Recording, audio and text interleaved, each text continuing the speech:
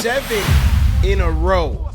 Salute to Knicks Nation on this Sunday night, man. Another edition of KFTV Postgame Live presented by Manscaped. And we're hitting the music again for a 7th time. A lot of people were doubting it, man. A lot of people thought that in the closing minutes of this fourth quarter that the streak was over. But Captain Clutch, Jalen Brunson, would have none of it. 18 points in the second half, including 5 big points in the fourth quarter. Shout out to Julius. Wasn't his best night defensively, but closed the door with 6 straight clutch free throws. And the Knicks escaped the land of the Hicks. 109 to 106. 7 in a row.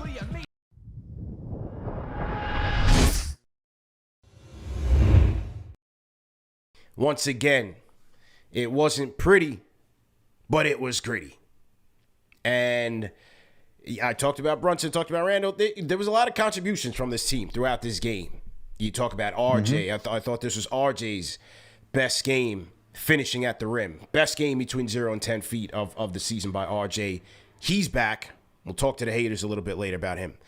Mitch, animal on the glass right now. I can't believe I went against Mitch tonight in prize picks for some reason, but once again, 13 boards, 5 offensive by Mitch. Julius, wasn't his best night defensively, came through in the clutch, sealed the game with 6 big free throws. Every time he went to the line, he cashed in.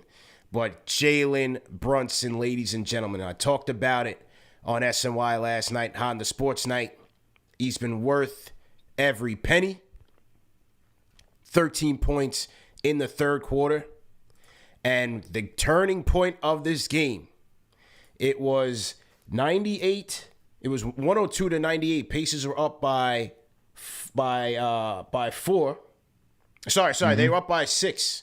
It was 104 to 98. They were up by 6 with 1 minute and 56 seconds left. Brunson comes down and hits a 3. Next possession comes down and hits a layup. Knicks are down by 1. Next possession, they go 1-4 pick and roll, Julius and Brunson. Julius gets the switch out on Andrew Nembhard. Nembhard puts him in an arm bar. They call the foul. Carlisle challenges it, unsuccessful. Julius goes ahead, hits 2 big free throws.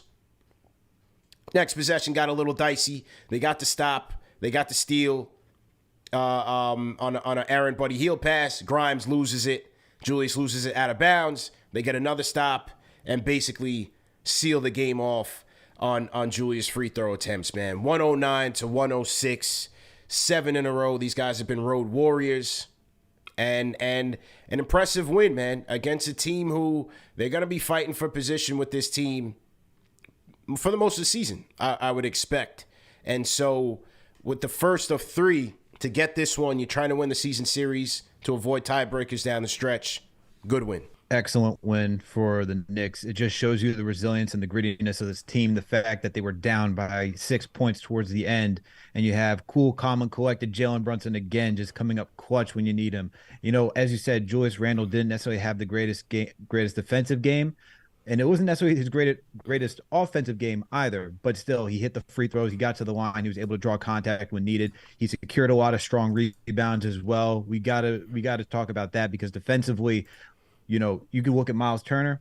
Yes, they had Aaron Naismith playing the 4, but the way this team was shooting in the third, you needed every stop you can get from this team, from them getting second chance points. And Randle was big next to Mitchell Robinson on the defensive glass.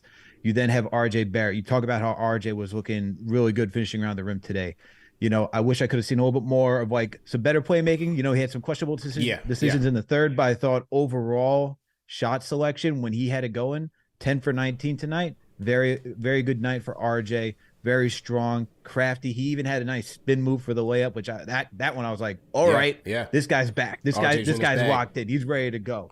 And then, you know, Quentin Grimes hitting that big 3, man. He hit a timely 3 in the fourth quarter when we needed it. You know, so it was a solid effort by the starters all around. You know, the second unit, they gave you solid defense, but man, we got to talk about it. I won't go too low on it. but we need some offense from that second unit, bro. But overall, this is a very gritty team. Very gritty defensive team. I like it. I like the way that they're going. Let's keep it rolling. There's no Steph Curry for the Golden State Warriors right now. Could they make this 8 in a row? Could they make it? Could they make this 8 in a row? In a row.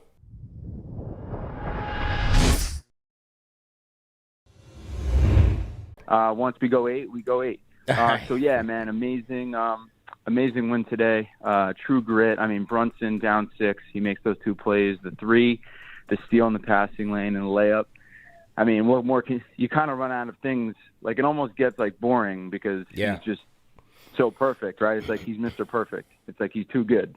There's not a negative thing you can say. I mean, everything. This had all the makings of a game that we would have been at the close loss. We wouldn't have been that upset. We would have had some opportunities. I think the Grimes play, that was just an easy. You got to call a timeout there. I don't know how you don't call a timeout. Yeah. And I think that was just a lax play, but he made up for it with a key rebound in traffic at the end, and he hit that big 3 in the fourth quarter just by having an off game. So he came through big time. I thought Ihart was good in his minutes. Yeah. Had a couple blocks, had some rebounds. My brother referred to Ihart today as goofy, and I had to kind of defend him and say, hey, he's actually pretty good. Yeah. He gets 7 rebounds a game. He's a contributor. He's a hustle guy. He's been hustling, man. He's good, man. I mean, his 3 is not as good as you want it to be, but you know, whatever, man. Mitch is playing at a crazy high level here with some of these dunks, man. And I've noticed Mitch. He used to bring the ball down a lot more. He still does that. Like, he got it stolen today, but he now like is kind of more cognizant, and he's kind of learned through experience to like just be more careful with the ball. So we're seeing growth from a lot of our players, man. RJ, just another really good game, man. Cutting down on those jumpers, like you said, driving downhill, getting to the basket. Didn't make his 3s, but he still was like 9 for 11 or 9 for 12 from 2. So. Yeah, man. Super pumped, man. I'm ready for Tuesday. I know all the haters are going to be like, oh, no Steph Curry. This is another easy game. The Knicks catch another break, blah, blah, blah, blah, blah. No worries, man. We just play who's on our schedule. We're going to bust their ish. No problem. Family and show, then yeah. I think we're looking at a potential 10 or 11 game winning streak here, man. This team is simply learning how to win. I don't think that's talked about enough because that's an art in itself. It's a skill in itself. And the toughness that they're developing, thank you, Jalen Brunson, for bringing that to the city because they're following his lead. He's making people better around him. Finally, RJ's picking up his game. And a lot to be happy about with this squad, a lot to be happy with. So we just got to keep it going one game at a time. I'm a little concerned about our matchups this week with the Golden State and Toronto game, but we seem to overcome matchups, and we can play big, we can play small. I like Tibbs putting Sims and Hartenstein on the floor together, or maybe even a couple times I believe Sims and Mitch was out there together, but I like that. And this club's just learned how to win, and I think they're just following Brunson's lead. See you guys tomorrow night. Knicks Weekly. Let's get it going. Great show, Al.